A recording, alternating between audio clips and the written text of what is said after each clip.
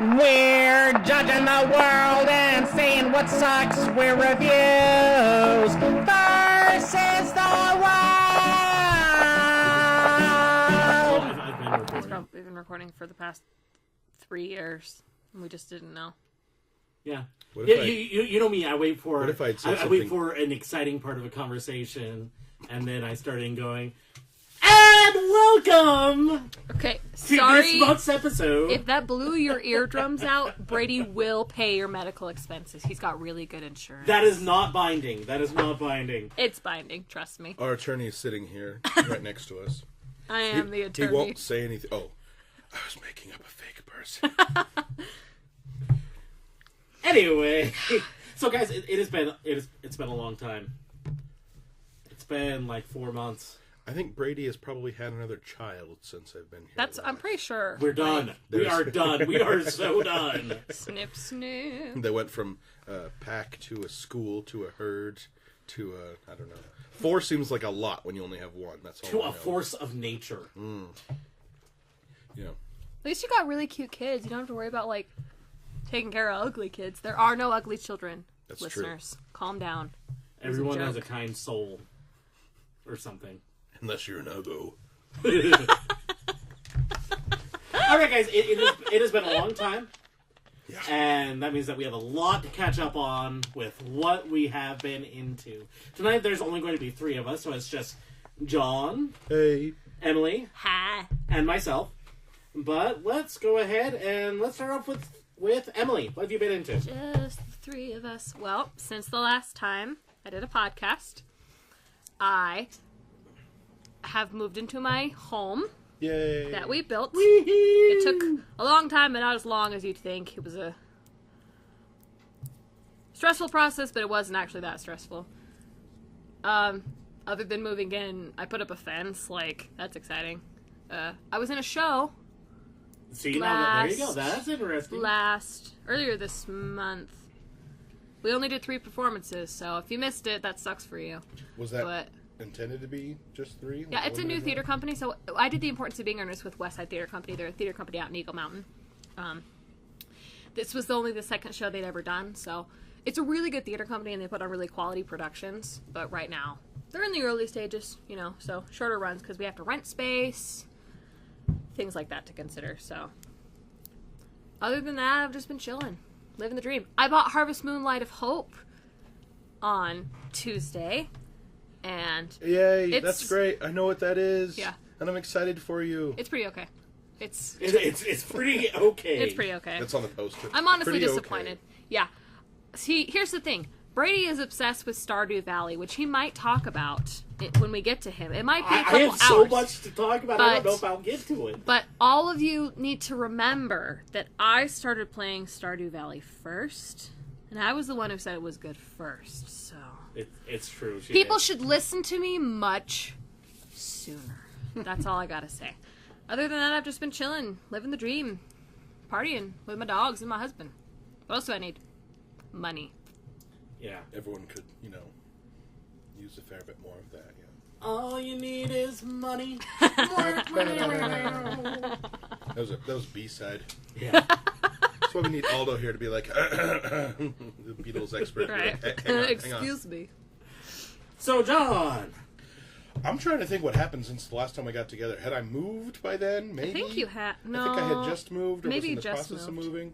We just moved. Not very, 10 minutes away from where we lived. Base it off of your listening to The Adventure Zone. Oh, shoot. Man, I don't... See, that's bad because I've gone back and re-listened to some. So now he's confused his whole timeline up. But that was right around, I think, when I was getting hooked. So it could have been 20 episodes into that. I don't even know. So I caught up to where I was at the end. They had just finished it and released it. So whatever that date was. Whatever that equates to. So the new arc is interesting, but I don't like it as much. But I'm still in. It's because you don't have Taco. They're purposely. I just love Taco. He's so good. No, but they're trying some new stuff, and it's a limited. There's only going to be 1 more episode, and then they're going to go on to something else, and so I'm still in. And that's a good attitude that podcast listeners should have. That even with long gaps between recordings, it's still worth a listen. So, for listeners who may not know, what is the Adventure Zone?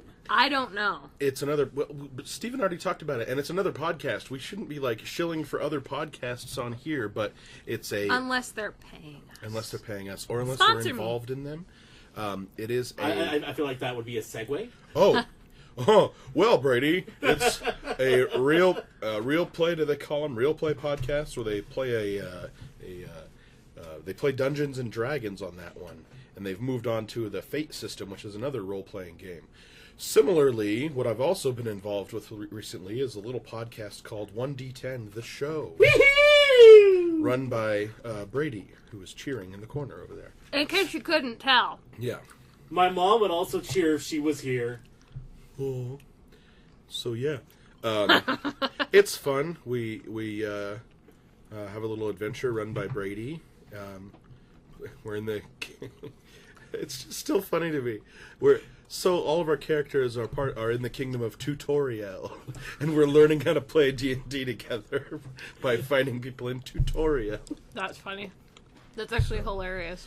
I decided, I was like, the nerd came out of me. I was like, I want to be a wizard, and I was like, no, everyone's going to be a wizard. I'll just be like a fighter. So I'm a big burly Russian fighter named Akula, and Akula is good. Because of course there's no other name. No. It means shark. That's a little tidbit for Shark him. bait. He has a shark on his uniform. Important character details. Yeah, he's a funny guy. So, but it's fun. That's what we've been up to. Did a lot of drawing. Did some drawing for 1D10 The Show. Did it Inktober this year. It's John Kelly Art on Instagram. He's really good, you guys. If you've never seen it, I'm not, stuff. but I enjoy it. Don't listen to him. Listen to Emily. Emily says that he's really good.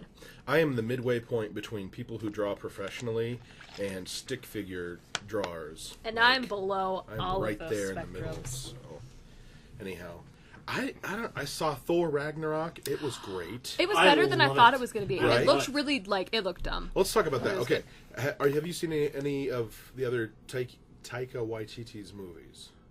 I don't know what you're talking about. So probably Have you seen Hunt for the Wilder People? Nope. What We Do in the Shadows?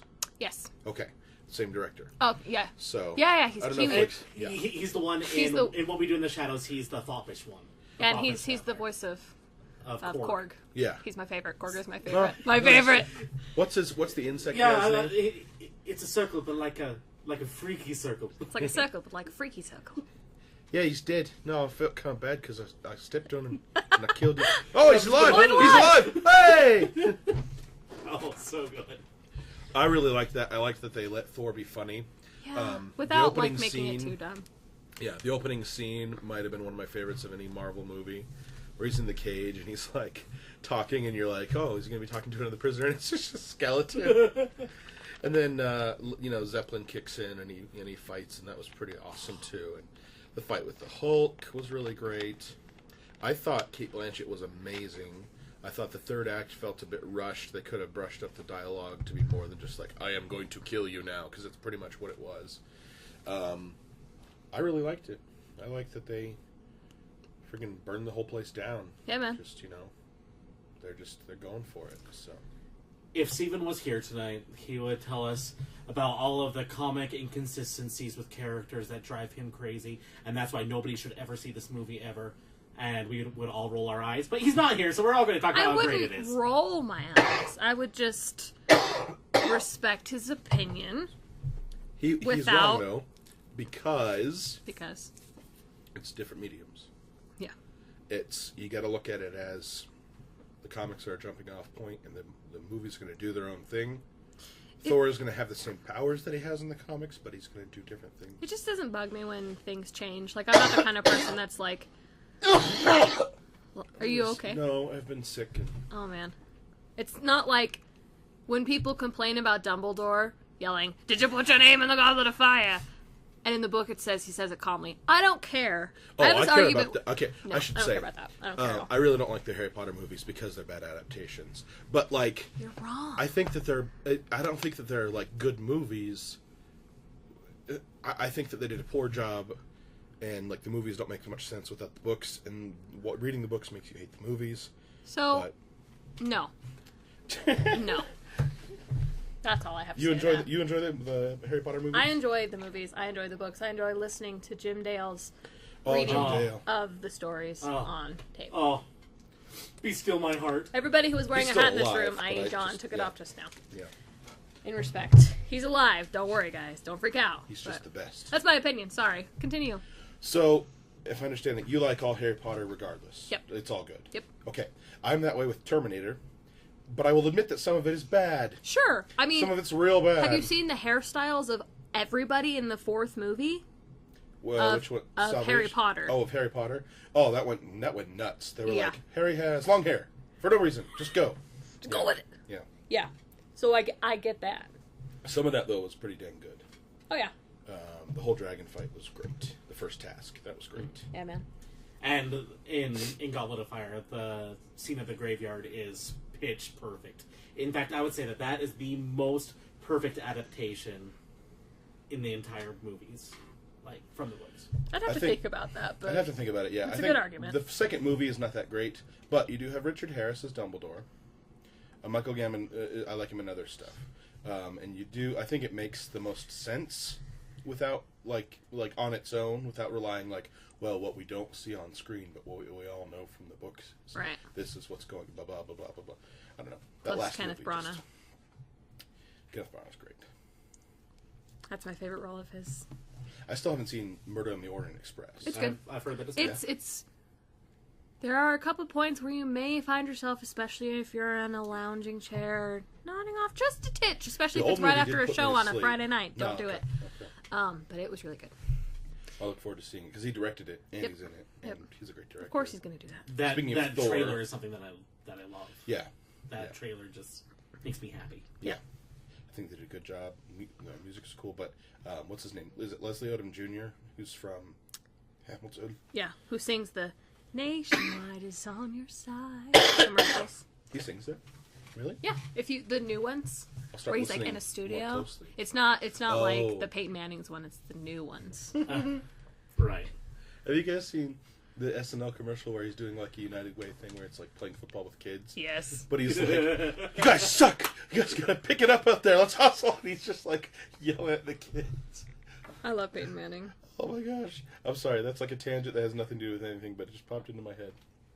Brady is like on the edge of his He's chair. like, "You guys need to shut he up." has like a ton of things to talk about, and we're like, "Oh, gee, I don't know, man. I mean, like, the other week I had some yogurt." I'm entitled to a tangent. We are entitled to tangents. Yeah, that's why I'm saying, like, let's go for We it. talk so that's little. fine. You guys keep going. because He really has the he next has, like, 3 a hours. pile of video games he has to tell us about, or his head's gonna explode. Hey, you played some Mario? You played a little Mario? Oh yeah. Wait your turn!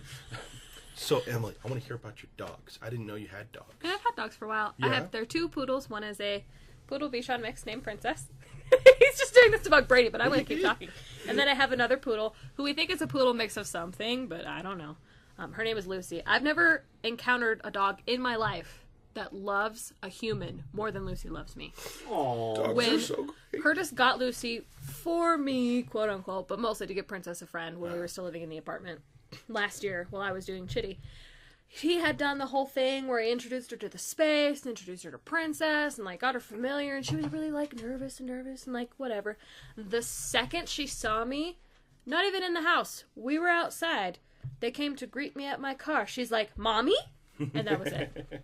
Aww. So, Princess loves me too, but like Curtis is princesses, and Lucy's mine. Most of the internet, like the funny stuff that people post is like dogs and cats and stuff. I don't like cats, but like I'll see dog stuff sometimes. Like, what did we ever do to deserve dogs? Curtis and I ask each other that every day.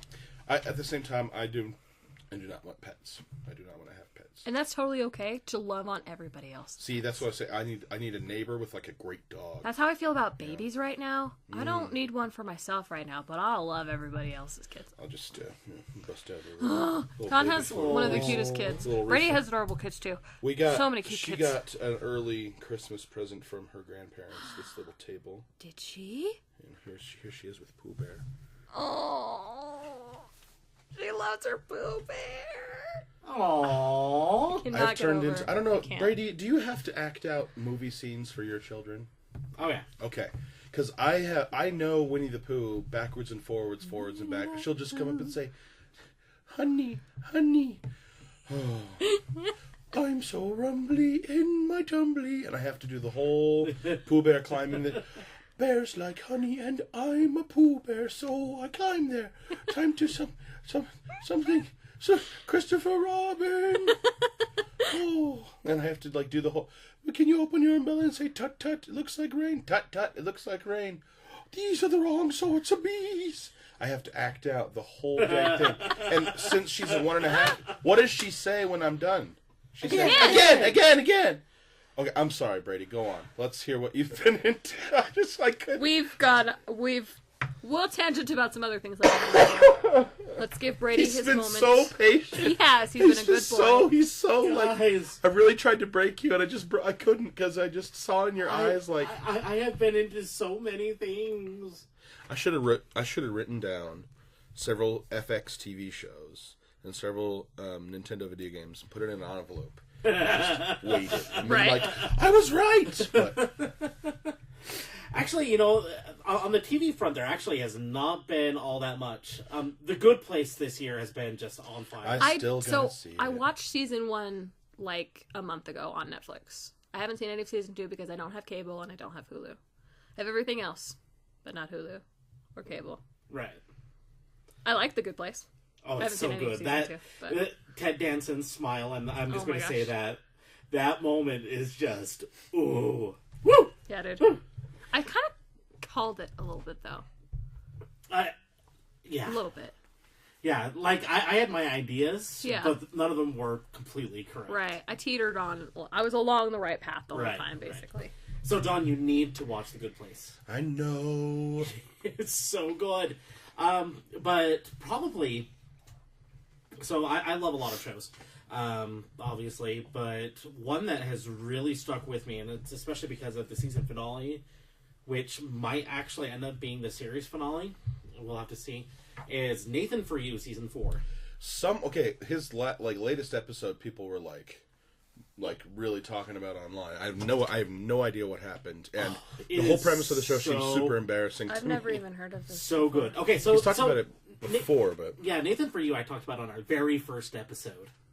Wow. Like 100 years ago? Yeah, pretty much. That was before me. It was. just a couple of episodes. Just a though. couple. Yeah. I We came can in. retcon it that you were there the whole time. Sounds good. Sounds good. Sure. So Nathan For You, it's a show where it's this comedian who's a very, very, very deadpan comedian. Named Nathan Fielder. He goes around to businesses that are struggling, and he gives them business ideas. So this is all like real, Yeah. but he gives them business ideas to try to kind of stimulate their business, and the ideas are always insane, and he takes them too far every time and then takes it a step further. It's basically, have you watched Review? Nope. Okay, another one of my favorites. Just parts of it. The whole premise seems super funny, but Oh, but okay. So for the audience, if you watched Review, it's like Review but real. It's somebody taking things way too far and way too seriously. As an example, one of the episodes this season is called The Anecdote, and in it he talks about how he was getting ready to go on to Jimmy Kimmel, and he's like, I don't have a very good personality. I'm not very exciting. And so I wanted to make sure that I had a good anecdote. And so I've analyzed the data and found that these certain things make the best anecdotes to get audience reactions. But I don't want to be one of those people who lies on television and ends up getting caught. And so he had to make it so that technically his story was exactly true. And so, like, going in and planning everything meticulously and acting through it all, and just the layers and layers and layers and layers that he puts into it are amazing. But this season finale was just one of the greatest episodes of television I've ever seen. And it's so there's he finds these weird people and then like keeps on reusing them in different ways. Like in one of the episodes in the first season, he finds this guy who's a Bill Gates impersonator, and he's a really, really, really bad Bill Gates impersonator. Of all the things to I was going to say, yeah. That he used for one of his schemes.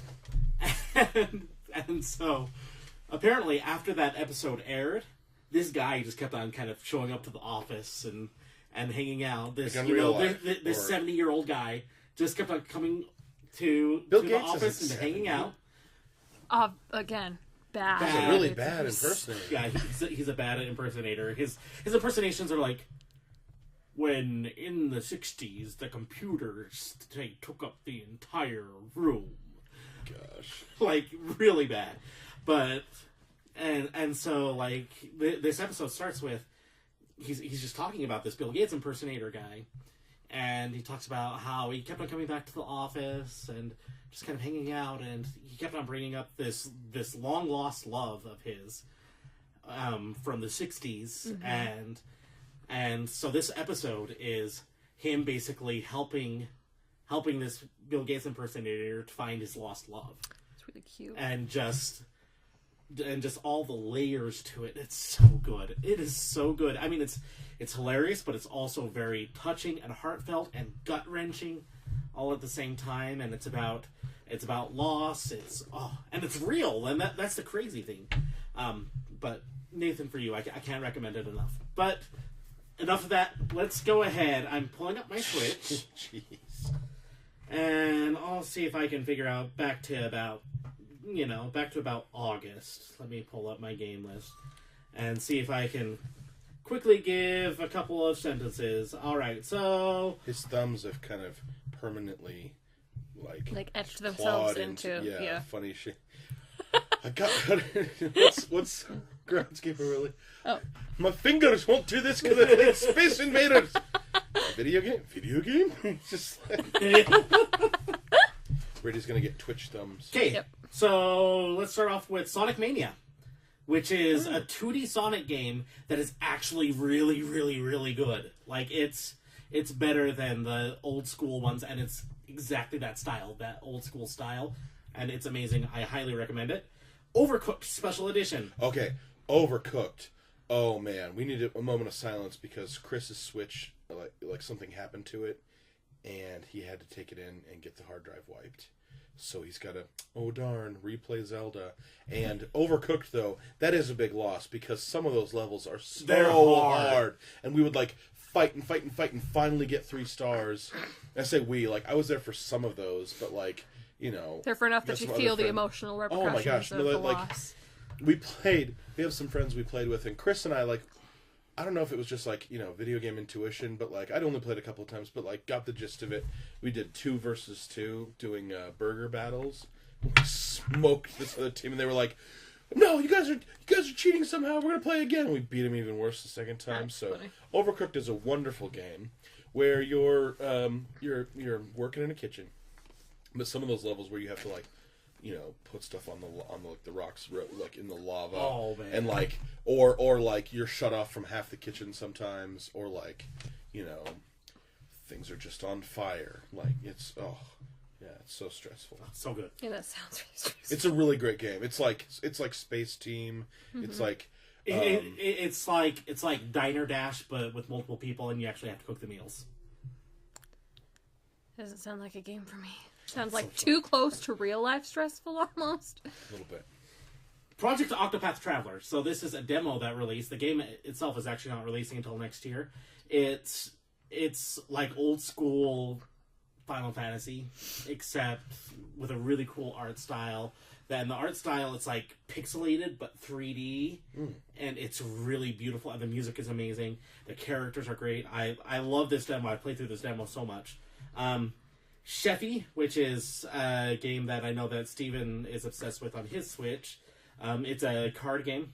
It's a solitaire card game, and it's a lot of fun. Where you breed sheep and decide which sheep to kill, and it's okay. great. I'm out already. You see, that, yeah, so. yeah, me too. But at the same time, describe any video game out of context. Well, you run and you hit blocks with your head.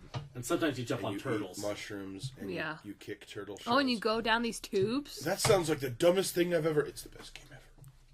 So, yeah. Golf Story, which it's an RPG, but you play golf.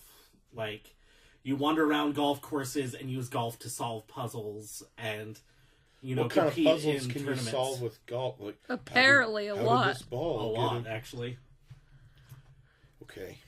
It's It really seems good. kooky to me, too. Yeah, it's a lot of fun. In like 20 years, I'm gonna love this because by then I'll get like the Switch Classic because Right. I just got the SNES Classic, which is great. But SteamWorld Dig 2. It's one of my favorite games this year. It's amazing. It's an indie game where it's kind of like Dig Dug meets Metroid is about the best way that I can describe it. is Dig Dug a Pokemon? No. Dig Dug's that game from Stranger Things. Yeah. Yeah. Okay. Mad Max. Yeah, we'll be talking about that. Jackbox Party Pack 4. I like those I've not Jackbox played it games a yet. lot. I can't wait to play it. I love all of those games. All the And party packs. Jackbox 4 has some great stuff on it. Yeah. And I'm sure that we'll be talking about that at a later date. Mario plus Rabbids Kingdom Battle. This one's crazy. Yeah. This Sounds one's, really This crazy. one's like XCOM meets Mario and those crazy rabbits from like those Wii games. But it feel works. like- People like loved it. Oh, it's so good. As, I've like, weird heard as it lots of good sounds. things, but it sounds like too many things for me. And then, so these last couple of weeks have especially been crazy. Picross S, I love any Picross games, which those are puzzle games where like you have this grid and then it gives you a string of numbers and based mathematically okay, we'll have to fill in this many spots and have this many spaces in between and stuff like that. Gotcha. And so it's kind of logic puzzles, Sudoku ish almost. It's a lot of fun. And then there's Doom, as in the Doom that came out last year for the PS4 and Xbox One is now on the Switch. Having that on the go is absolutely amazing, and it's a lot of fun. And you can Very switch to the violent. old graphics, right? No, Oh. no, you can switch your gun to the old Doom style where like it's in the center and it Oh, bobs okay. back and forth. Okay. But which is really cool. For some reason, I thought you could like go to the old graphics and be like, "Wow, look how far we've come." Rocket League, Rocket League is amazing. It's and it's right there on my Switch, oh my god, ready to play at any time.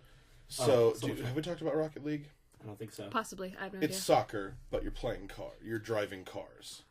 So imagine a soccer ball the size of like I think I I've don't even seen people playing yeah, that. it's It's good. It's good. Is it's it huge. also on the Xbox at all? Yeah. Okay. I think I it's- think yeah, I people think it's play on it at work. everything. Yeah, Yeah. I've seen people play it at work. It is insane because like that's all it is. You play soccer with cars, but if you drive just so, you can boost at the right moment. You can flip your car in the air to basically like bicycle kick the ball in, and like so many like you can go online and just see like so many crazy videos of like 2 seconds left and somehow from across the whole thing they managed to get it in.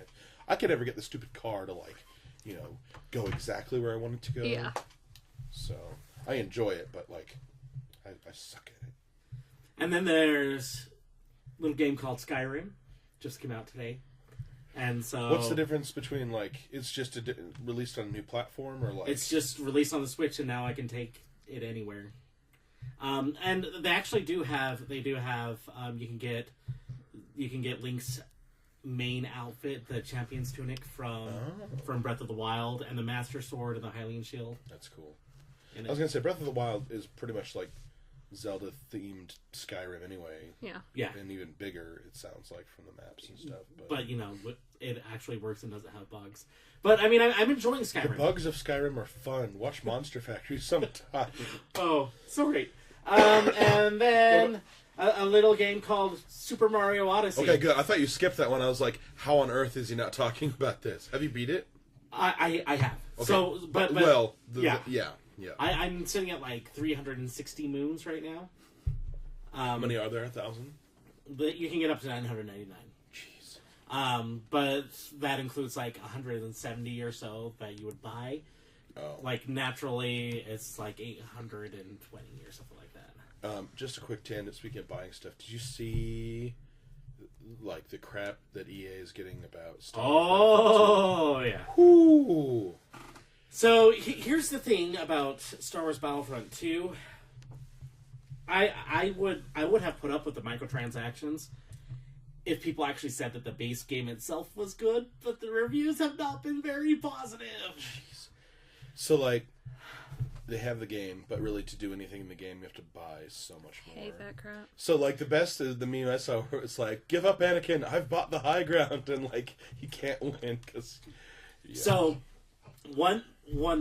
so somebody a person on Reddit went in and did the math, and they're like, you have to play for a total of 40 hours to unlock either Darth Vader or Luke Skywalker. 40 hours. Which is like, I don't know, you look at Skyrim or Odyssey or, Breath of the Wild, 40 hours is like, okay. But like... Yeah, but when it's 40 hours of Battlefront, and, and then EA said, okay, well, we're going to cut that amount by 75%. And then people are like, yeah, well, it still sucks because you're just trying to get us to pay money so that we don't have to wait when we already paid $60 for this game. And so EA kind of backpedaled, and this was in the last couple of days, saying, well, we're not going to have any microtransactions right now. So everything is just progression-based. So, like, playing it, that's how you unlock stuff. Oh, my gosh. And you can't buy anything because we listen to our community. But we're probably going, and then, there's this undertone of, there will be microtransactions later, but we're just getting so much flack. So much hate. This is why I don't play so much games hate. online. The most downvoted, like... Reddit comment ever by ever. thousands of degrees. Yeah. Yeah, I don't play online games for this reason. I just don't want to be, cussed at by 12-year-olds. Yeah, seriously. Yeah. I don't have time for that.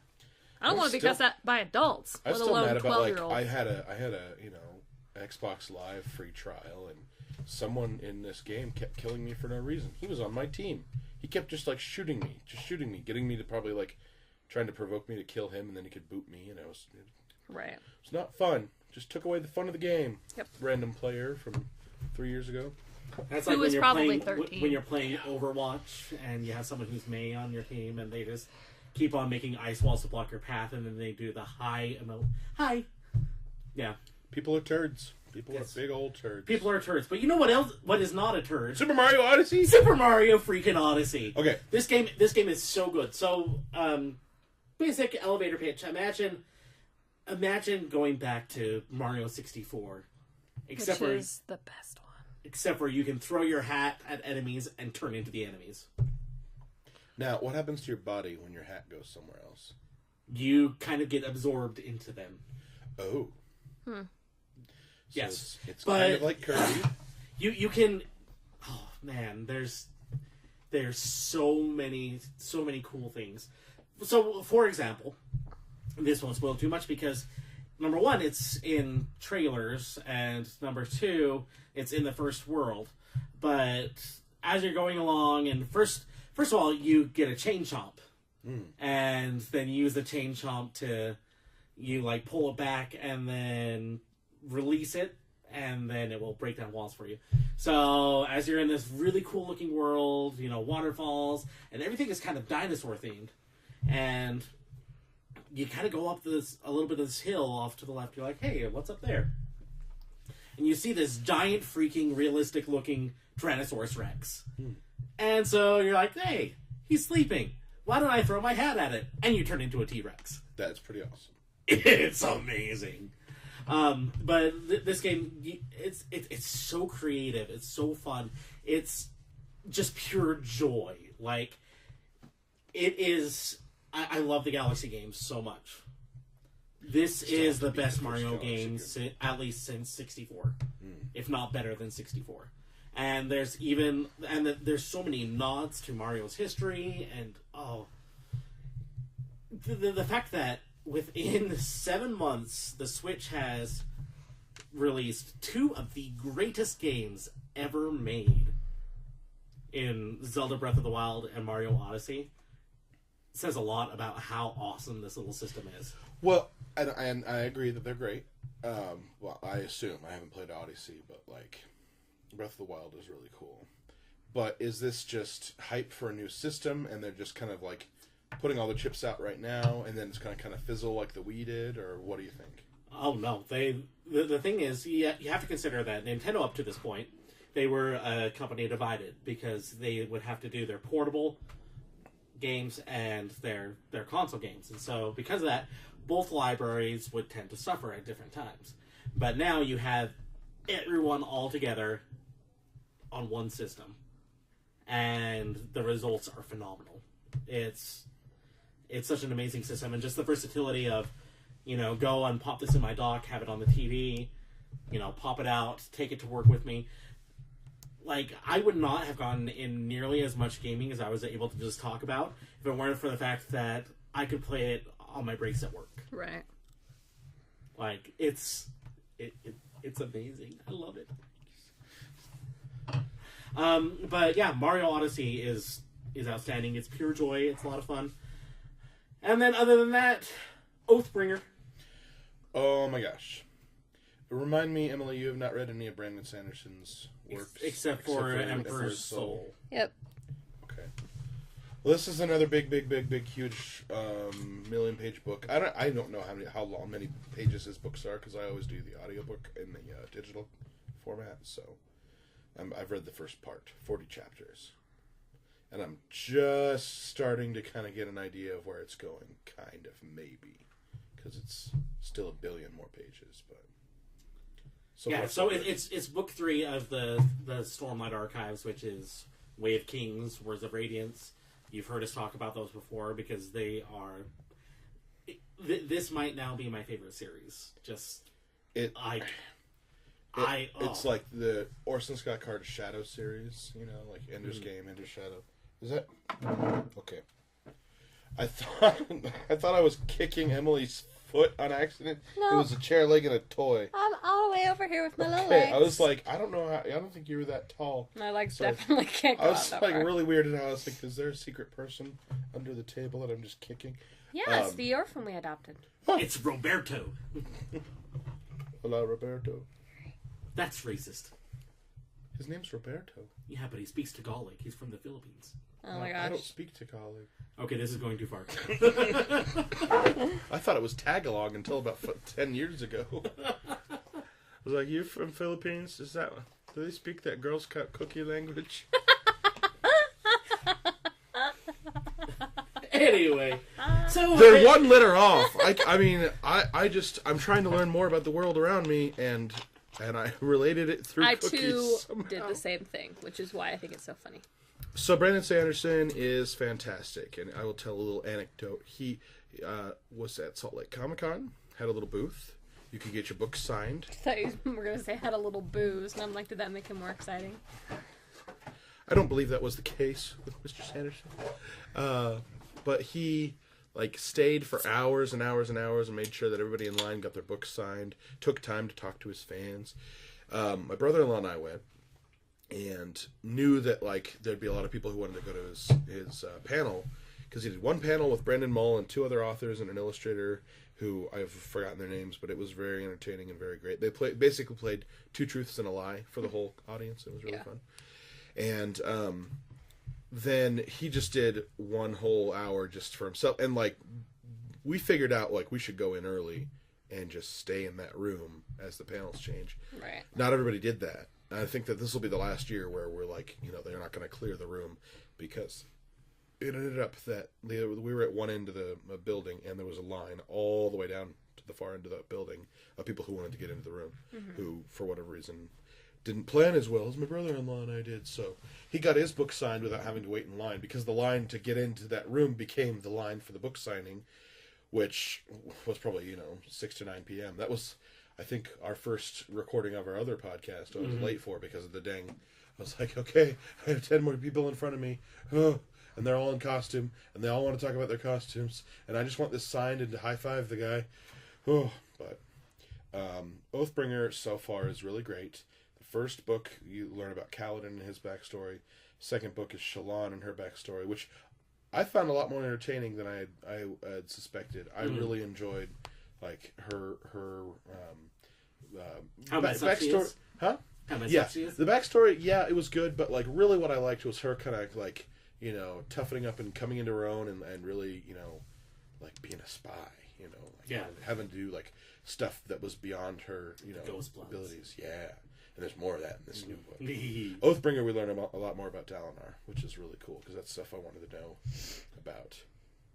Yeah, I and know his wife's there's a name. reason why he has the reputation that he does. Yeah, in the series. holy cow! Woo-hoo! Oh my gosh! So it Anyway. is terrific. Can't recommend it highly enough, and I'm really sorry again that our episode was lost talking about fantasy in general as a genre because a lot of that was Brandon Sanderson ode, homage, love fest. Yeah.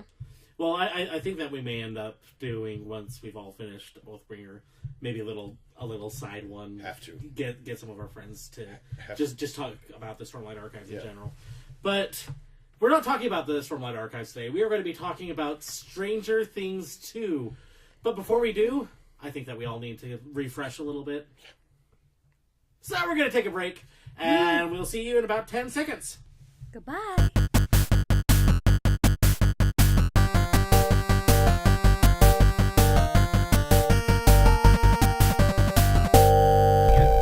Just can't. We're going to talk about simpler times. Simpler times. Let's hope that most of whatever we were just talking about doesn't make it on the podcast. I don't want Are we people to recording think right Simpler times or Stranger Times? Yeah, that's a good point to. Roxanne on it. by the Police. That's a good one. Roxanne. I like anything by the Police. You don't have to turn on the radio. Can I do the Moulin Rouge version though, so that my voice is really, and like I damage my voice forever? I don't think you want to damage your voice forever. No, I don't either. I think purist. Oh, Jesse's Girl by Rick Springfield. Yes, I think that's on my list already. I mean, I'm certain. Like, I made a really good road trip. Like, any road trip music, I think, also is a good, like, I made like a sing-along list, and then now that's all gone. My go-to. Can I recommend any Pearl Jam, just so that you can see on the screen what the lyrics are actually supposed to be? Pill made of concrete. My go-to is Use Your Love by the Outfield, or Your Love by the Outfield. That's my go-to. I don't know that song. Julie's on a vacation far away. Oh, I do know that song. Yeah. I don't have a go-to. That just makes me think of song. Scrubs. I miss Scrubs. You know what makes me think of Scrubs is that song by Dashboard Professional, Stolen, which is it's in that episode where what's his bucket is proposing to Elliot in the bar. After he tried to propose to her earlier in the episode, and then Turk and Carla go off, and it's a slow montage, and everything's happening, and then JD's in the shower, and then he realizes, it should have been me. Every time I hear that song, I'm like, JD, it should have been you. And then, of course, it is him later. Spoilers. Yeah. If you haven't seen Scrubs by now, like, Get your on fault. that. your fault. Uh-oh, husband's texting me. Seriously though, Scrubs is amazing. I love it. But you know what? We are here not to talk about Scrubs. We're here to talk about a little thing called Stranger Things. Season 2. Woo! You do Whitesnake. Ooh. Here I go again. Yeah. So for our listeners who are completely confused, I just wanted to derail Brady. We're going to pick a karaoke song for Emily to perform tonight. No, I think you got some good options. Donkashane. Yep. Donkashane by Wayne Newton. Do you that. go. Yes. Do that first. Get on the float. Do Donkashane. There you go. And then do Twist and Shout. Sounds good. 99 Red Balloons, the original German version. That's the only good version.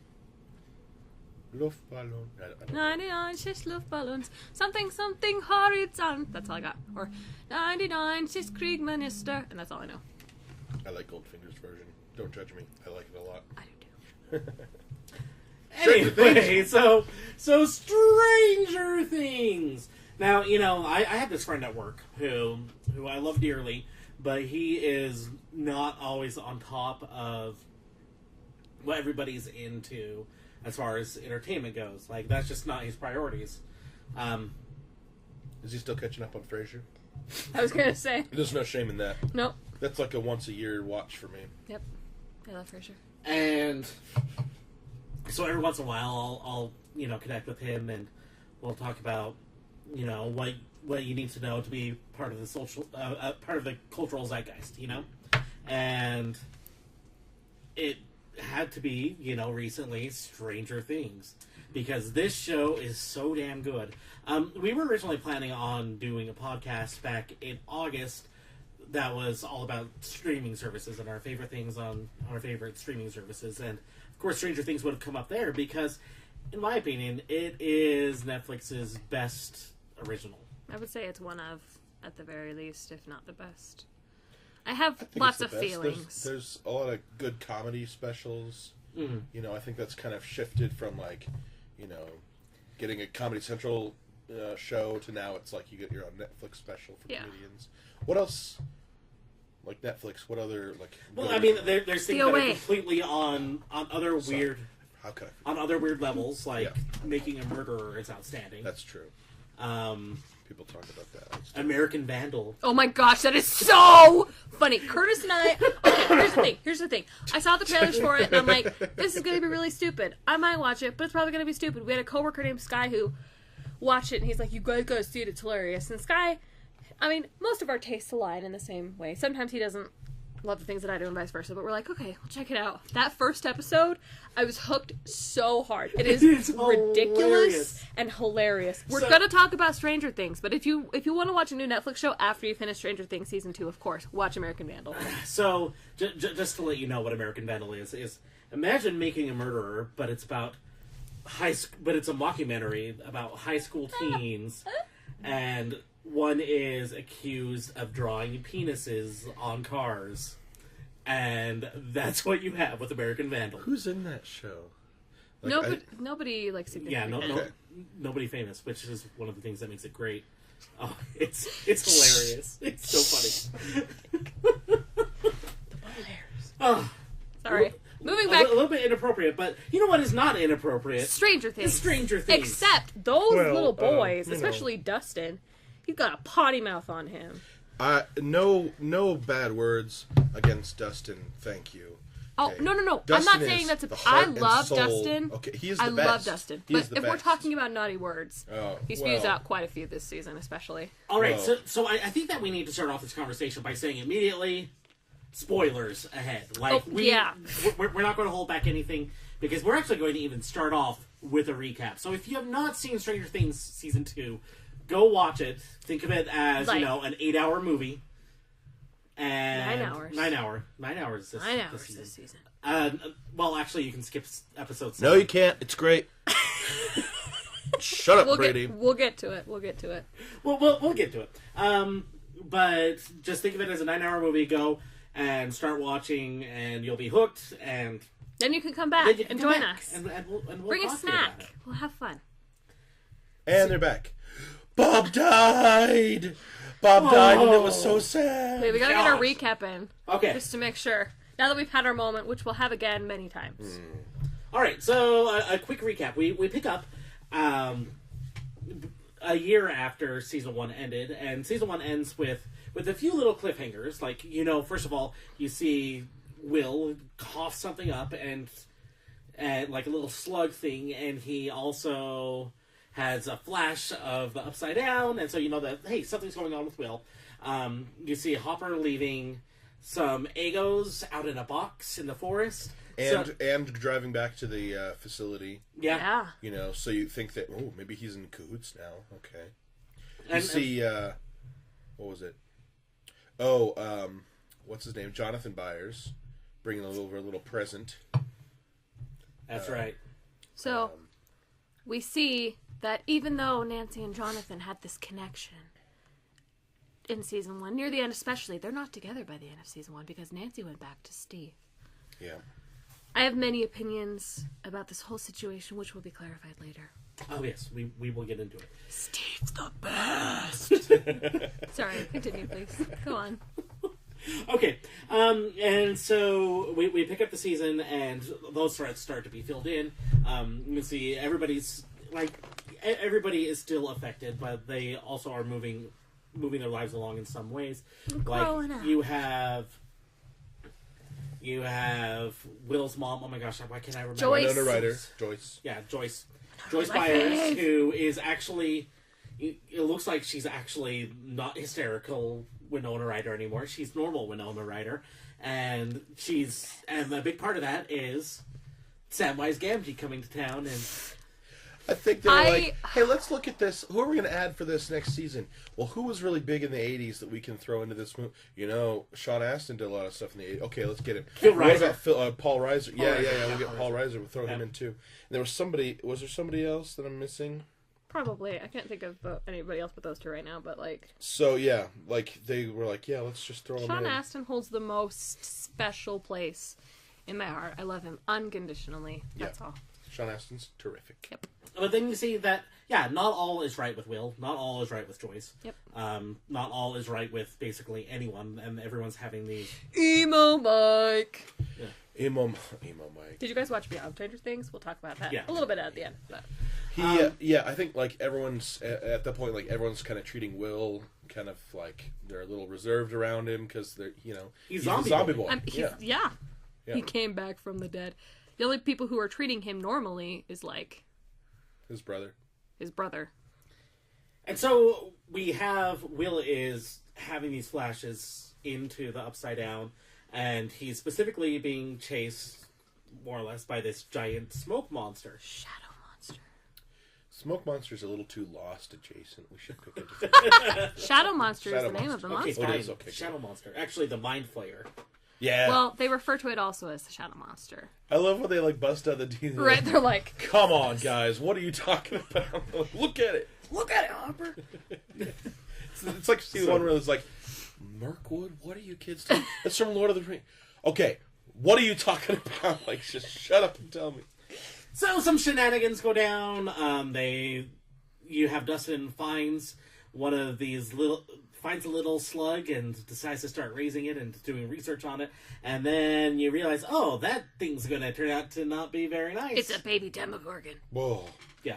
I love that whole episode when, like, he's got nobody to turn to and Steve shows up. He's like, get in, let's go. We're getting there. We'll We're get to getting that. there. Are we doing a recap? Or Yes, we're we're trying to fine. recap. We're We're gonna we're get doing- there, John. We're I'm so excited to talk about Steve, you guys.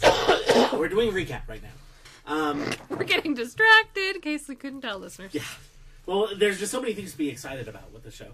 And then they go along and, you know, panic ensues.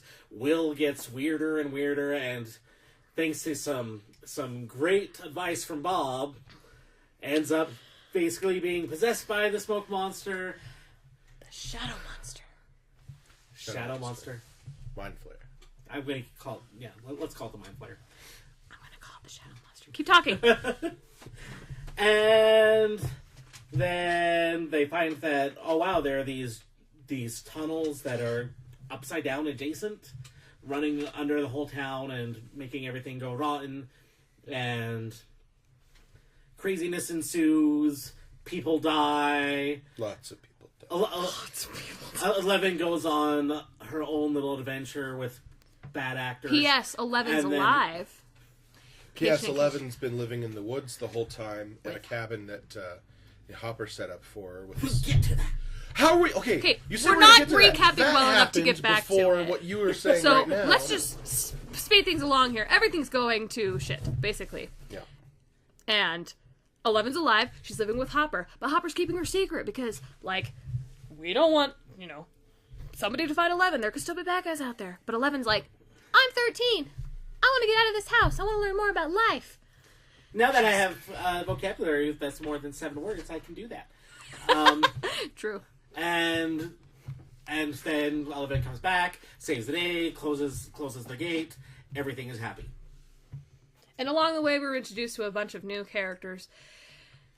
A lot of really sad deaths occur. Justice for Muse, everybody. And of course, justice for Bob.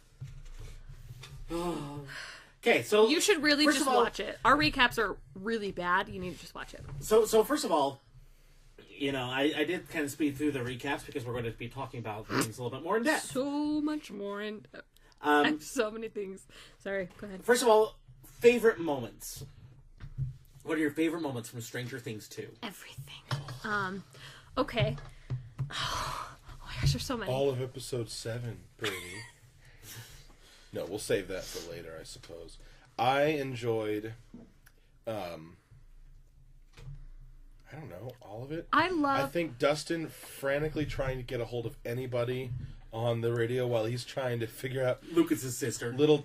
Oh my gosh, Lucas's sister! sister! Oh my gosh, she's gonna be back for future episodes. She is and so I'm good. So and happy. that's what's funny. She was supposed to be just a little bit part, but this little girl had so much sass and was so hilarious She that was they're like, perfect. I have 2 little sisters, and she was dead on perfect. Annoying little sister, just amazing. Dustin trying to handle Dart.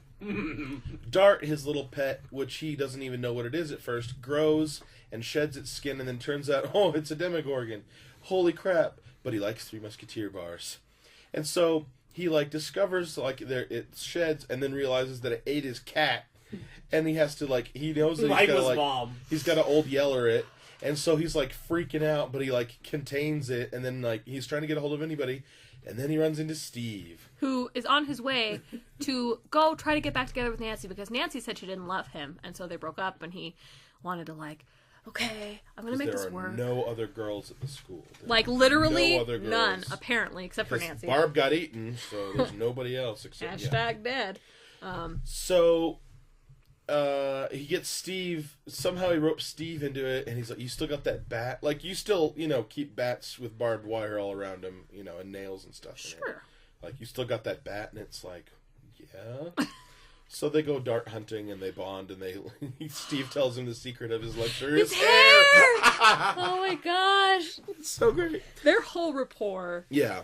During this season, my favorite thing to come out of it was they took a picture of Steve and made it into the cover of a Babysitter's Club book. Yes! Oh my gosh! Sorry, that was really loud, guys. So funny. Good, so good, so funny. Basically, that whole bit was a favorite part of mine.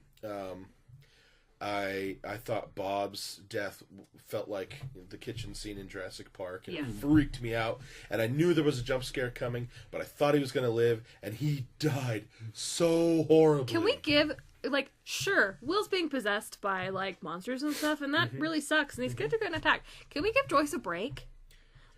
Her son is not dead, but then her son is dead, but then her son is not dead. A lot of smoking's going on. I fell in love with somebody. Guess what? He's dead. Yeah. Give Joyce a break. I think she liked him, not as much as he liked her, though. Yeah, I think there's agree. still something going on with Hopper. But it wasn't time yet. Still, Bob was so good for her. Doesn't matter. Bob was great. Anyway, I also loved when Will's fighting the Mind Flayer and communicating in Morse code. That was so cool. And them relaying the information back, and he's close the gate. But then he hears the phone ring, and he realizes where he is, and the Mind Flayer knows where they are. And it's yep. That was great. That was great. And all of episode 7. But that's my bit. What were you guys' favorite part? Seriously, everything with Steve is my favorite. I love the guy, the conspiracy theorist guy, where Nancy and Jonathan... Oh, the creepy. He's so funny, though! And when Nancy and Jonathan go, and he's like, oh my gosh, that was the best. Ouch. If you watch Natalia Dyer, who plays Nancy... She cannot keep a straight face the whole time. That guy's a comedian. He's like an improv actor. I think hilarious. Yeah, I love the relationship, the struggling relationship between Hopper and 11 that we see. Oh man, it's so good. It's so good. And then I don't know if you guys noticed this. You know how Hopper's daughter dies in the first season? She wore a little blue hair tie on her wrist or whatever, and then Hopper wore it after she died. If you watch the prom, the snowball scene at the end of the season, 11 is wearing Hopper's daughter's blue hair tie on her wrist. Yep, because he's adopting her. You know what I mean? The transition has been made. It's beautiful. I cried a lot, in a lot of good ways, watching this season. I really liked that whole dance scene at the end. So much. That was it gave me I was so happy. I was so happy. So happy. Everything I wanted, so happy. So I think that probably my favorite moment was just because they lucked out by getting an actor who could actually act for Will. Because Will was not really there in the first season. Yeah. And so, thank goodness they got somebody who could do more than just the 3 scenes he did in the first. Yeah. Well, plus he's also Charlie Brown in the new Peanuts movie. He is. Yep, it's that actor. Oh, Noah something. What's the last name? I keep on thinking Schnapps, but I know that's it's close to that. But yeah, but the moment where No, he's stop. he's in the hospital-y room at the facility, and he just starts saying, "I'm sorry. Oh my I'm gosh. sorry. He And then made me." Everybody, does Paul Reiser live through the end? I can't remember. Yes. Yes. Okay. Because he's Matthew the one Modine he's died. the one that gives. Yeah. Well, we'll talk about that. I think he died. I'm pretty sure he died. Did I forget something that happened? It's been a couple of weeks. In your favorite episode, That was an illusion. but the guy, I think Matthew Modine's dead. I'm pretty sure he's dead. I don't know. It was an illusion that 8 did. Anyway. Yep. Anyway, but just that moment, and Yeah. then that tension ratcheting up as you see the Demodogs claw foot. Well, come- and it's one of come those up and- oh. things too where you're on a certain episode and maybe you looked ahead and you know how many episodes are coming and you're like, this is too easy. Yeah. Something's gonna happen. I didn't expect it to be that necessarily, Yeah. but ooh, I was like, I knew the tables are gonna turn. It's gonna go. Yeah. So good. I also So like, good. you know, yeah, you know, you could be a spy, but then he's a spy, and then it's, oh. So good. I feel like we didn't get a whole lot of Mike in this season. I guess. Well, like, he was busy. like the driving force in the last one. In this one, he was more like, He was sidelined. Well, and he So was busy filming it. yeah, which I will not see. Why? Because the trailer gave me the heebies. And It's so good, dude. I couldn't even watch the It's so trailer. good. Like it was like this, like just. It's so good. No, Were you creeped I- out by the original miniseries? You No, didn't I like never it? watched it because clowns scary. No. Why would you? No. Tim you Curry out of makeup, scary. If you don't like clowns, probably don't see it, but it's really good. No, I read the whole synopsis because I had to know what the story was all about, and it sounds like a great story and like good for horror. But, I don't like horror movies. Like I like the ugh. new It more than the miniseries. That's what I've heard. That it's just terrific and good for it, and it made a ton of money. But no thanks.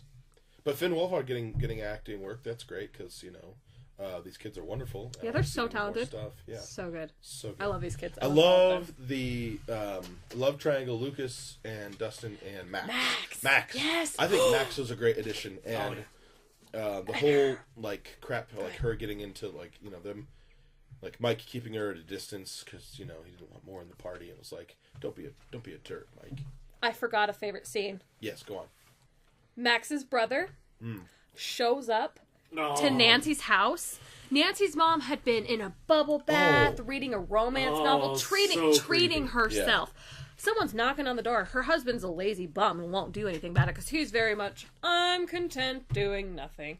So she gets up, she puts on a bathrobe, she puts her hair up. She's gorgeous because the actress is gorgeous. Carlo, whatever her name is, she's gorgeous. She opens the door and it's the really cute bad boy. He plays the Red Power Ranger, if you've seen the new Power Rangers movie. He looks like a combination of Zac Efron, but a And think bad mullet. Well, he looks like '80s Robert Downey Jr. is what he looks like. Yeah. I think Yeah. like Yeah, kinda that's a does. good the assessment. little eyeliner that he has, like he looks. I think he looks just like him, but like super skeezy. Seriously. But he shows up to the door, pretending like he's going to take Nancy out. And he and Nancy's mom have this, like, sexual tension that's, like, so good. So, because you can tell that Nancy's mom is like, I don't like my husband. None of my kids are home. I'm bored. I need something to do. And so it's like, will Gross. she? Will she? Season 3. Gross. Also, they try to make, you know, you get kind of a sense of why, you know, Max's brother is such an awful. The way like, he is. For a long time, it's like, are they just like two punk kids living alone, and like, what's their deal? Right, it didn't... Billy. Yeah, Billy. Billy, that's his name. So he's terrible. Then you see that, like, oh, he's abused. He's still a turd. I still don't like him. Max is terrific, though. Oh, she's so funny. Well, She's the so funny. whole reason for Billy was so that you had a human antagonist. Yeah. Billy is what Steve kind of was supposed to be, but Steve turned out to be a good guy and a great Steve is so babysitter. lovable. I love Steve. You guys. John I really Ralphio love Jr. Steve. He really is! Steve is I my love those favorite. videos. I can't. Joe Keery, if you're listening, which I know you're not, if you are, just know you're my favorite. Oh, so good, so good. And you know, this season did something very interesting where it did a lot of pairing off of characters. Yeah. And those pairings, I think, are what kind of was the driving force character-wise in this series. So, what are some of your favorite pairings, and what Well, did I you already enjoy? said it was more like a triangle. It was, Lucas and Max and Dustin. Lucas and Dustin are like, ooh, new girl. And kind of, competing. And it's funny because it just, I don't know, there was an authenticity to it. Like, junior high school kids with the first crushes, That's presumptuous.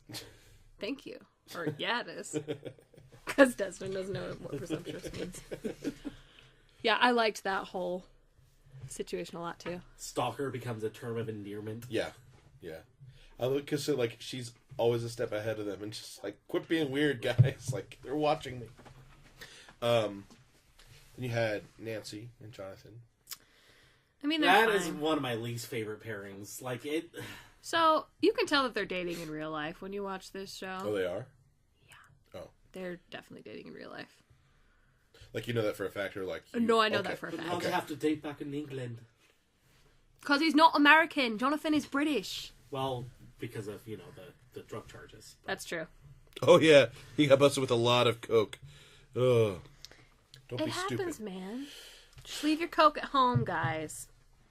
Or don't do it. Well, sure, but if you're going to do it, leave it at home. Don't take it to a movie premiere. But I mean, honestly, as far as their characters are concerned, I felt like their arc was one of my least favorites, even with creepy conspiracy theorist. Well, because it just That was, I don't know, that was kind of fun. Them kind of I like thought it was fine. busting Like, out and doing their own thing. But yeah, not anything like surprising or different or like twisty or whatever. right. I don't know. I loved for that split second when you think that like when Mike is talking to Max and he's like, I don't like you, being emo Mike, and then you see 11 having escaped Hopper's cabin. She sees him in the school, and she sees Mike smiling at this other girl, and you're like, no! But then they reunite later. Oh, It's that so made me good. so happy It's so when they precious. reunite. It 'Cause, makes like, me... And she like tells him how many days they've been apart, Mm-hmm. and he's like, "Yeah, I tried to call." He's like, "Yeah, I heard every one," and it's like, "Yeah, you did. Yeah, you did." It's so good. It made me so happy. And I mean, Joyce and Hopper have always had this back and forth thing. We see a little bit more of that this season because we see that Hopper's like, so, you're still with that Bob guy, huh? You don't want some of this? Which we all Bob, know I what's do. going to happen. Bob, feel bad. Sometimes I feel bad for Sean Astin playing like these kind of roles, but he does them so well. He does them so well. And all these roles are lovable. Yeah. He's forever, no Bob one's the ever hero. going to say, Sean Astin, don't really like him. Nobody. If you say that, You can get the heck out of him. you're a liar. You need to pray about it. Like, seriously. Check yourself. He was But- the hero of Lord of the Rings. He made it happen. That's what I'm saying. Frodo would be nothing without Samwise Gamgee, guys. Anyway, the best relationship, though, I think we can all agree, is Mama Steve and Dustin. Have you seen those? There's lots of Steve things circling on the internet, but my favorite one is there are so many good moms in Stranger Things too. It shows Lucas's mom, it shows Dustin's mom, it shows Steve, and it shows Joyce. Because he's Mama Steve. So good. Oh man. So good. The hair care tips was fantastic. Well, and we Really see good. Steve really step up and protect these kids, and it's not just out of obligation. He cares. I think that's fair. Yeah. Good guy, Steve. I did like. This is kind of getting away from pairing off, but how we had Hopper and 11 are doing their thing, Joyce and her boys are doing their thing, and the rest of the kids are like, hey, we're gonna need to distract them so that they have a chance. Let's go burn the crap out of the tunnels and get all the demi-dogs Oh or my whatever. gosh. That was awesome. That was just So good. So you mentioned probably my favorite pairing, and that's Hopper and 11. yeah. Just because That was sweet. Well, and it was also believable. Yeah, their chemistry with each other, the two actors, is really good. Yeah, because you have kind of the tussle of the hair sort of thing, but also she's a teenager, and she's going to show you that she's a teenager with superpowers. With superpower tantrums, whoa. Hard pass. And Hopper, obviously, You can tell that he's grasping as much as he can onto having kind of a daughter again, but at the same time, he's trying to keep himself cold and detached because he knows that there's way too much working against them. Yeah. And anytime your relationship really hinges on like having good motion detectors outside and tripwires, like it's a strained relationship. On my favorite YouTube channel is Binging with Babish, and he made the waffles that they made. He's like the super triple decker waffles. Yeah. And it's just like a pile of candy on 3 waffles. So like he fancied it up, after making the movie or the show's version. But that was really funny. Like, okay, I'm just gonna have to eat all these Eggos by myself, and then Get fat. yeah, and then that tricks 11 out. So always puts me in the mood for waffles.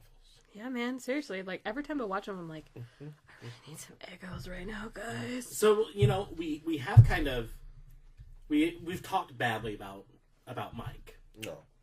But I I haven't think said anything except that he's emo, which the actor who plays Mike also Justifiably. admits to. He's sad. He Justifiably misses emo is second, 11. yeah. He's been trying to talk to her for a year. And she's But like, He's there for Will at the same time as Yeah. like Will is like,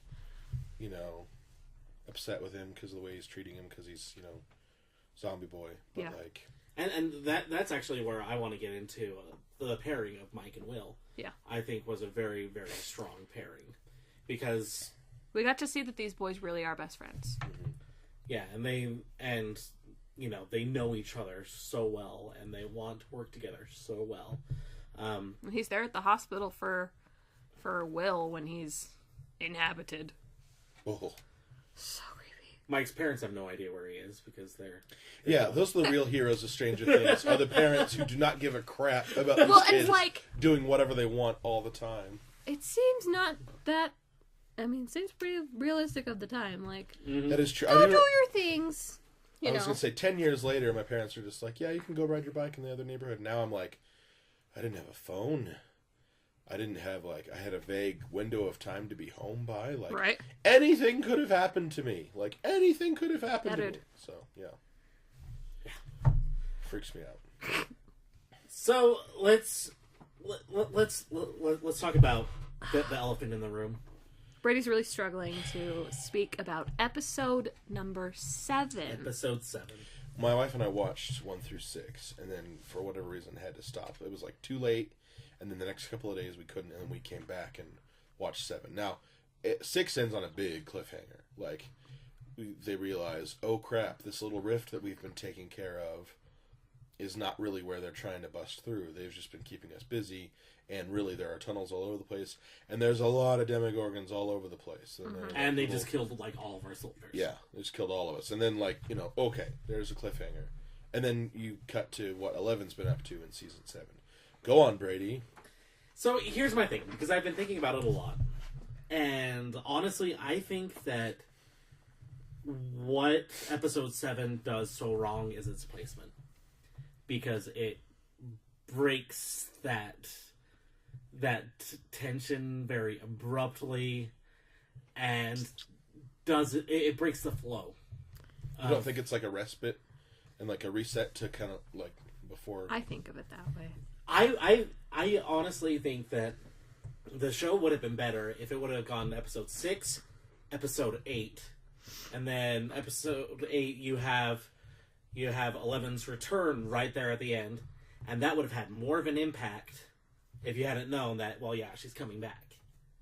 And then go back to show this is what was going on with Elle before the finale. Well, that could I be think, interesting, but I think that would have made it a lot better. But one of my things was the flow.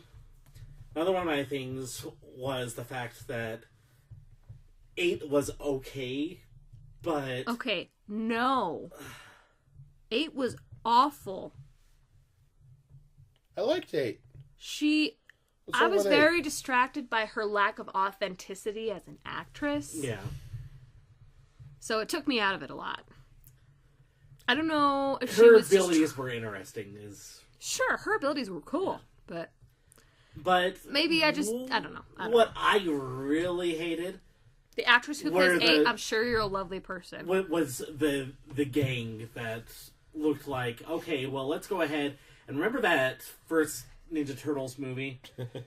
That scene where they have all the teenagers that they're recruiting into the foot, and they're all trying to seem edgy.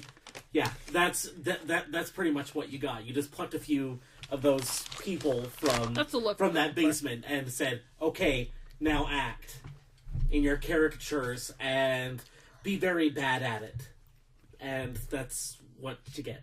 Just bad performances, bad writing, bad dialogue, bad placement for the episode. I can dig Eleven's character development that happens in that episode. I totally get why it happened, and it shaped her in a lot of ways.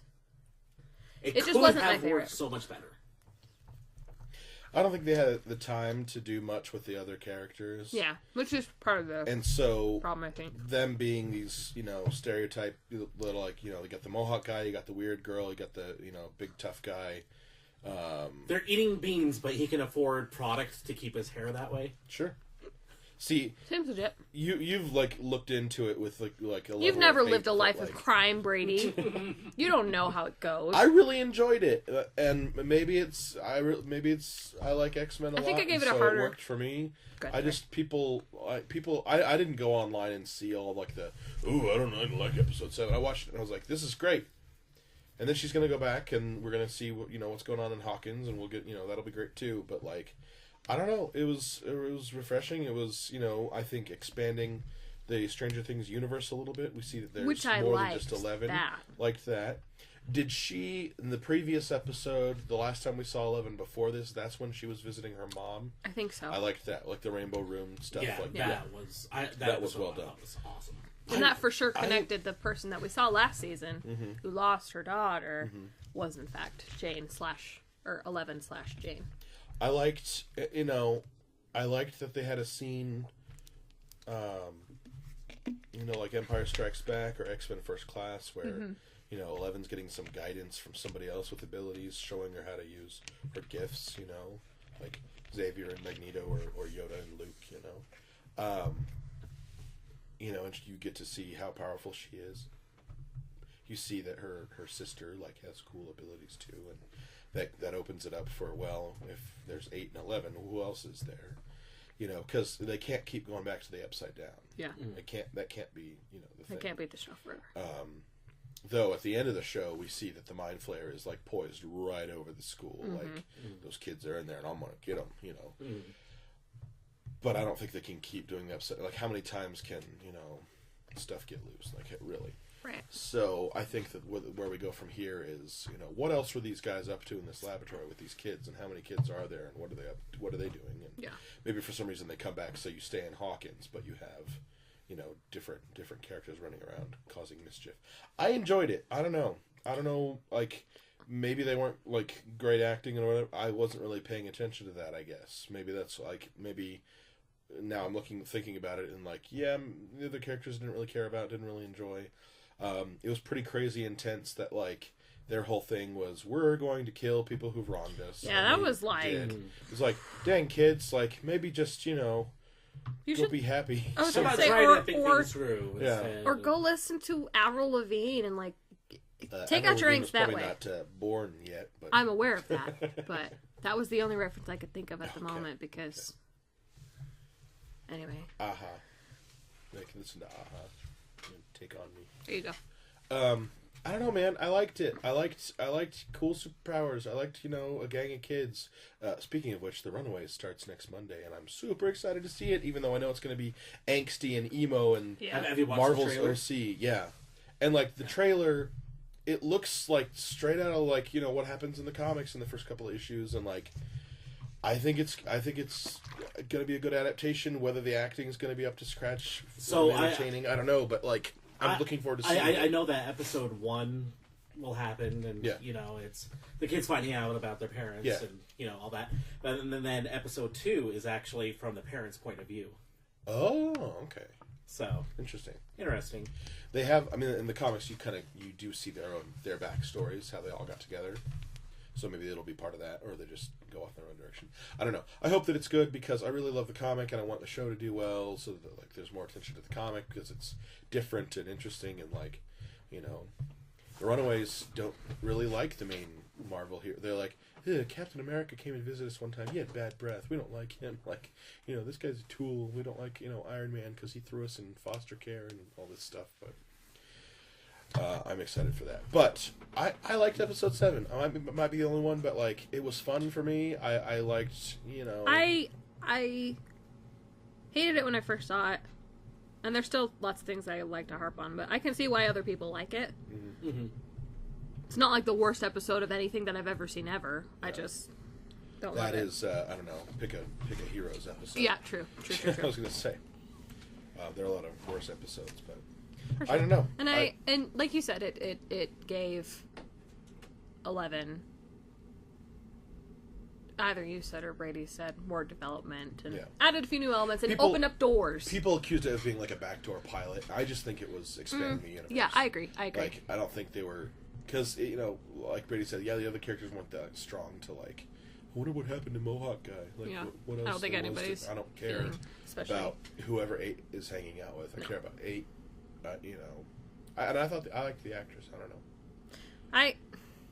Maybe I was too harsh. I don't know. I just wasn't feeling Either that it. or I was just enjoying it too much to be critical. Right.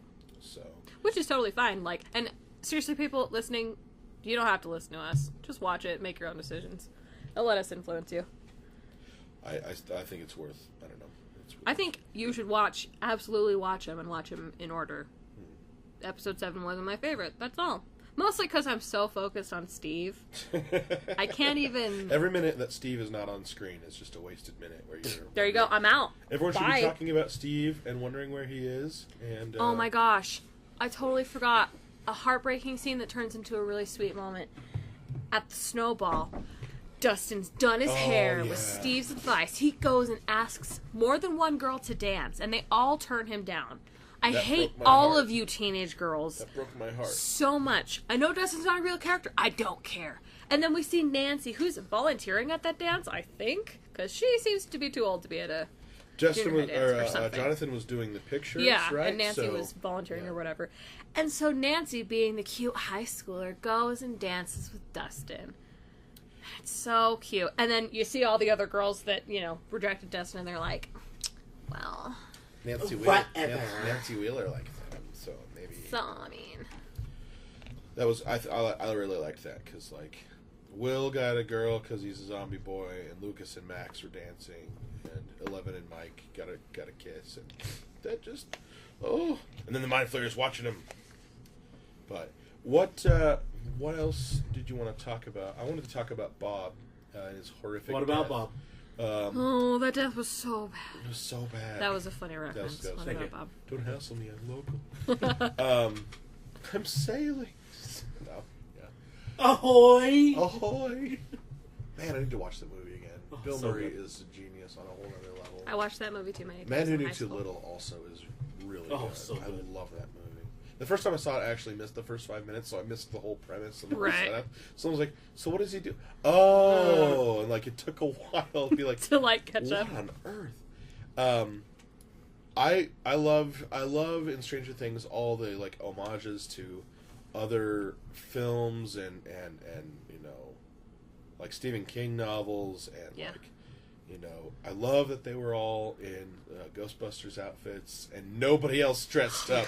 That it's like, was they were the heroes in the last season, but they're still nerds, and it was just heartbreaking because they did such a great job on all their costumes, and like Dustin had a trap that worked, and it was really cool. And they're still nerds, but and that's that moment too where you really realize it, that these kids have saved the world, but nobody cares. Don't matter. Junior high school sucks. Nobody knows that they've saved the world. Yeah. I like I said, I don't know if I said it earlier on mic or not, but like Bob's whole scene trying to like get out of that closet just felt like the raptors in the kitchen scene in Jurassic Park. And like I knew when he came out in the lobby, I was like, okay, there's a jump scare coming, here it comes. And then it happened, and it freaked me out because it didn't happen exactly when I thought it would. And then, like, I was like, no, he's still good, and then he totally died, and I did not see that happen. Okay, here's the thing that happens all the time that really bugs me in horror movies and other suspense flicks, whatever. He thinks he's escaped the monster. He stands still. He's still in the building Yeah. where these monsters are. You don't sure, stop moving. Joyce Go, is standing go, there. go. Grab her and go Yeah. away. I can't. Because Yeah. he might still be alive. Yeah. But no, he stood there and he's like, look how pretty Joyce. Yeah. That sigh of relief is that, you might as well just... I understand wanting to take a breather. Take a breather when you're in a different country. Yeah. Like, Yeah. There's maybe a different Demogorgons planet. after you. Oh. It's messed up. well, then they show him after they've killed him, and they show them, like, munching on him. Ugh. Ugh. Heartbreaking. Bob Newby, superhero. Because, like, at first you're like, what a complete tool, and then he grows on you, and then they kill him, and it's like, dang it! Well, and there's that one scene where Bob is taking Will to school. Yeah. And he's talking about how I dreamed of there was this Saw this clown that clown. scared me. And I kept dreaming of him. And one time in my dream, I stood up to him and I said, go away. Go away. And so when Will does that later to the shadow monster and gets enveloped by him, Yeah. you think like, Bob Newby's a bad guy. He did this on Yeah. purpose. Yeah. But of course it's Sean Astin. He's never going to be a bad guy. So why did we He even was think well-meaning. Yeah. And, obviously, he doesn't know that, this is a supernatural force that's actually after Right. this boy. Yeah. And maybe telling him to confront it is not the best idea. Maybe it might lead me to my death. I don't know about that. And they were going to move. He was trying to help Joyce, and he was there He for loved Joyce. her. He loved Joyce. Oh my gosh. Oh, man. Poor Bob. I'm so frustrated about Bob. Justice for Bob, justice for Muse. I wonder how much of the them investigating Barb's death was like added after everyone was like justice for Barb online, or I mean it made sense in the story, so that worked out nice. I did not care about Barb. Well, here's the thing too that I thought was weird. Shannon Purser, who played Barb, had 30 minutes of screen time total. She got nominated for a Golden Globe or something. Really? Really? Yeah, and I'm like, And she wasn't that good! no, she's not that good. Did we talk about this on the last time we watched Stranger Things? That I think she's like an undercover teacher. Yes. Right. Okay. Right. Yeah. I could see that. Not flattering clothing or glasses or anything. Right. The style just seemed off. Yeah. And she kept being, I don't know, Nancy, this isn't you. Make good choices. Right. It's like, oh, Barb, you're a librarian. You're not fooling anyone. Well, and then later when she's in the It was like a library in never been season kissed 2, thing. we Yeah, see it a was like librarian. never been kissed thing Yeah, before. yeah. So, Yeah. I did love that whole scene of the awkward dinner with Barb's oh, parents. jeez. How do you tell him, oh, well, your daughter got sucked into a pool And in the another dimension. the person that you think is this amazing investigator reporter Is is the nut job. the nut job. It's the town nut job. And how do you not know Conspiracy that? He's the one who invites teenagers into his homes to have sex Like, seriously. with each other, not with him. Yeesh. Just to clarify, in case y'all aren't up to speed, which you should be. Creepy Told you and to a watch the cool show. uncle, but mostly creepy. Mostly creepy. Jeez. I loved when Nancy got up to go to the bathroom at that dinner, though, and, Steve's trying to, be charming or whatever, and he's like, I love KFC. His finger looking good. Because he's... Steve is So my messed favorite. up. As I've said at least 100 times, Steve is my favorite. Yeah, he really grew on me because the whole last season you're like, oh, he's a dirtbag, and then you're like, wait a minute, maybe he's not, and this one Right. you're like, definitely not. He's the best. Right? Yeah. Well, he's a horrible boyfriend. I don't think But he's an- that bad a boyfriend. I think that... Here's the thing. Nancy, I don't care if you waited a month for Jonathan. If you still like Jonathan, maybe you shouldn't be with Steve. String And don't Steve tell along. him that you love him if you don't love him. I get it. Teenagers are stupid, but come on. Steve will have a sweet spot where he becomes a decent guy, and then he'll turn into John Ralphio and become a complete garbage person. Hey, I want to tell you something really sweet that this lady, so-and-so told me. Wait, the woman who waxes you? Yeah, she said, if you don't like what you do, why do it? And then she ripped the hair from my beehole. That's my favorite John Ralphio quote. He's trying to pass on wisdom from the woman who waxes him. Once again, if you have not watched Parks and Parks Recreation, and Rec. And the first 2 seasons are funny, but it really kicks off. skip season 1 entirely. Yeah, it's kind of You don't need any context. Just skip it. Oh, so good. Stranger Things though, love it. You Were will there watch it more some- than once. I want to say there were more great homages to other films of that era. Of Yeah, that they genre. put in a chalk. Aliens. Yeah. Put in the a first lot. season too. E.T. in the first season, big time. Yeah. I think they probably did some walking on railroad tracks in this one, so another. They did. More Stephen King stuff. Yeah, Stand By Me. All the Demodogs coming after when they were in that bus. They were back in that junkyard again. Yeah. Cool. But Max beating the crap out of her, not beating the crap out of, but knocking out her stepbrother. That was pretty cool. And, Yeah. Putting him in his place. That was pretty cool. That was good. I love that we still had 11, but we got to see another badass girl. Yeah. You know what I mean? Yeah. And what's funny about Max, too, is, like, these boys are not dumb. They're kind of awkward, but they think a certain way that, like, Max is, like, normal. You know what I mean? Yeah. So when they say these things, she's like, what? Yeah, they see everything through the lens of, their D&D games, the movies they watched, that kind of stuff. And she's like, I've been out in the world in California. Yeah. Yeah, y'all need to tone it down a little bit. But she still, beat Dustin's score. So, did. Yeah. She did. Mad Max. I like her. I like everything about Stranger Things season 2. Yeah. So now here's the question that we're going to end things with. Which do you prefer? Stranger Things 2 or Stranger Things 1? Oh. Well, on the one hand, there's no Barb in season 2. I feel like I have to watch them in succession with each other now. Yeah. It's like I rewatched season 1 like a week before I watched season 2. And that wasn't enough for me to I feel like I liked season 2 better. I think so too, because but part of the reason I like season 2 better is because I enjoyed season 1. I think that's true. season 2 you get into the action quicker. Season 1 there's a lot of like, Will's missing, where's Will, what's going on with Will, before you're like, okay, something crazy is happening, and I think that season 1 has better mystery elements to it. Yeah. But season 2 I think has better character moments. Yeah. Well, and yeah. They knew that the show was going to work by the time they started filming season 2. So they were able to flesh out the characters. And they picked more. up for 2 more seasons. Yes. So It'll be interesting to see because all the actors are still so young. They're 13 to 15 years old. Yeah. So puberty. Here's a question for you guys. So a lot of people obviously just finished watching Stranger Things season 2, and they might feel a little bit of a void in their lives.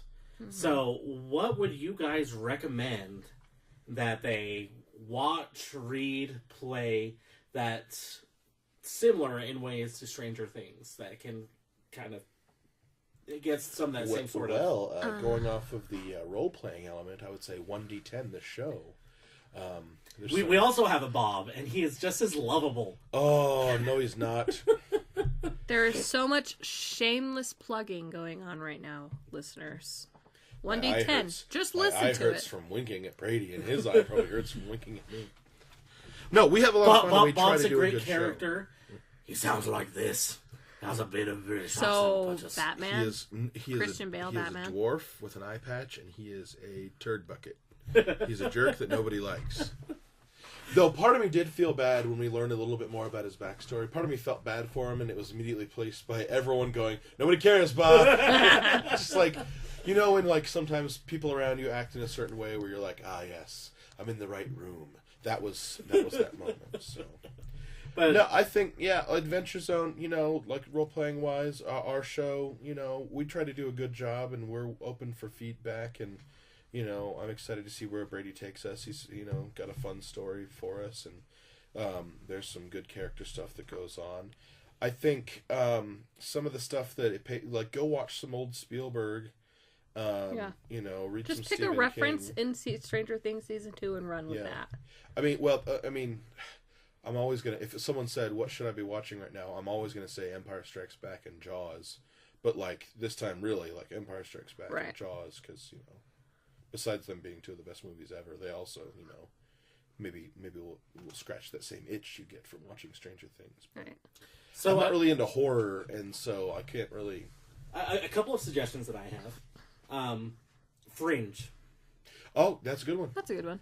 I fell off and haven't. Oh yeah, rewatched. I fell off like season. How many seasons of Fringe were there? Like 5 or something. Yeah, I fell Once off after season once 2 she because I switched lost with cable. the other version of herself. Oh, yeah, that was once weird. the other With, one with after- faux Olivia. Yeah, sure.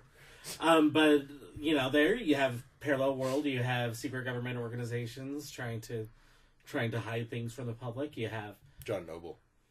John Noble is so good in that show. Yeah. But Fringe, I think, gets a lot of the mystery elements and that general sort of feeling, while also undercutting it with some humor, like Stranger Things does so well. Another suggestion that I have that doesn't have the humor element to it, but it nails the mystery, and it actually was something that the Duffer Brothers did before they did Stranger Things, and that's Wayward Pines. Oh, okay. That's a good one. I've only ever heard of that, and it's one of those that pops up like, you should watch this, and I'm like, So I don't know what that is. So it's this story of this guy who gets in a car accident and he wakes up in this small town and everything kind of feels off about the small town. And I'm not going to spoil anything more than that because there's a lot. Yeah, there's a lot that goes on. There's a lot of stuff to spoil, and going anything past that, you can tell that the entire town is kind of under surveillance and everyone seems off. But it's what the Duffer Brothers did before they did Stranger Things, and they actually did it with M. Night Shyamalan. And You had me, then you lost me. I like M. Night Shyamalan. I did, but So, what turned you off? Lady in the Water, Last Airbender. You can just forget those. No, and Last think Airbender. about the rest. It hurt me so. Devil's It hurt great. all of The us. Visit is great. The Dead Visit, I Bodies? read the synopsis, and I was like, Split was real good. Her Split was good, and Mr. Glass might be good, because Unbreakable was pretty good. Though Unbreakable, I was looking at it hoping for it to be like a real like superhero movie and not like Superhero in the real world. downplayed the way it was. Yeah. But maybe I need to rewatch it with like more today's view, Right. Yeah. But seriously though, Wayward Pines, check it out. The first 2 seasons, well, there's only 2 seasons, but they're on Hulu, and they're good. And if you haven't heard me talk about this enough, you should watch The OA. I will tell you, every podcast, if I have to, you need to watch The OA. I have watched The OA at least 30 times. Wow. That's probably an exaggeration. It's probably more like 10. But that's a lot of hours to be watching stuff. You should watch it. So her thing's the OA, your thing is Fargo. Do I have a thing that I plug on the podcast like nonstop? I don't know, probably some sort of comics thing, but I usually tune out a little bit. Honesty from Brady Flanagan. Suck. No, it's smack him. honestly probably Bob's Burgers. Well, how can you not? I mean, Yeah. Did you like the season opener with the fan art and stuff? Yes. I loved it. I thought it was great, and I thought it was like a fun way to shake things up without like, shut up, Roy. Like, it was good. Oh, they've had some great episodes this season. Oh my gosh, so many. They have great episodes every season, but Yeah. that's we're not going to talk about Bob's Burgers because whenever we do, we end up going That off way like life's a- Going Folly. for like 3 hours. By the time they finish, I'm like home in bed. It's like those guys. They did it again. Curtis Well, is like, what happened? here's the problem.